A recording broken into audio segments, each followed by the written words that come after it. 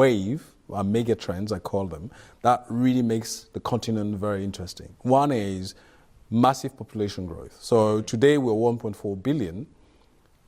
It is expected to be 2.5 billion by 2050. And 50% of the population is urbanized as of today, and that's going to increase going forward. But guess what? The most striking number is really that Africa has a median age of 18 years old. A median age. And compare that to the other places in the world, Exactly. just for our audience. Yeah. So when you look at that, maybe United States probably 47, right? Europe 51. And essentially, most populations there, I don't want to say they're dying off, but they are dying off, and it's a huge issue, right? But in Africa, you don't have this issue, right? The population is growing. Absolutely. Growing population, more than double in the next 30 years.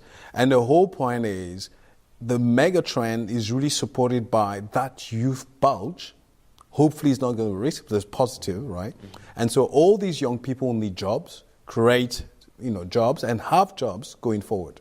The other mega trend that we see is digitization of the economy, right? Not as fast as other areas like the United States, but there's a huge trend in digitization across major industries. And one of the things that does is that we can leapfrog. So instead of having to build rails, and we still actually need to, but that's another story, but having to build infrastructure the way it has been built so far, guess what? A company like Starlink is enable anybody in the bush, in the remote areas, to get access to 100 megabyte second internet.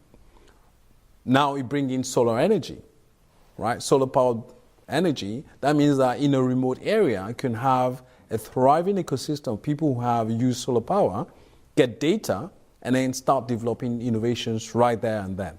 You don't need to have the infrastructure that a lot of the more developed countries have had to develop to get there.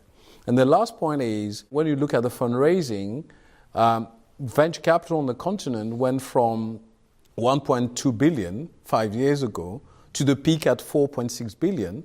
Now, 2023, venture capital investment on the continent went down to 2.4, depending on the numbers and which database you're looking at. And the trend is back up this year. So going forward, when you compare that to global fundraising and investment in tech, we're just bound to grow.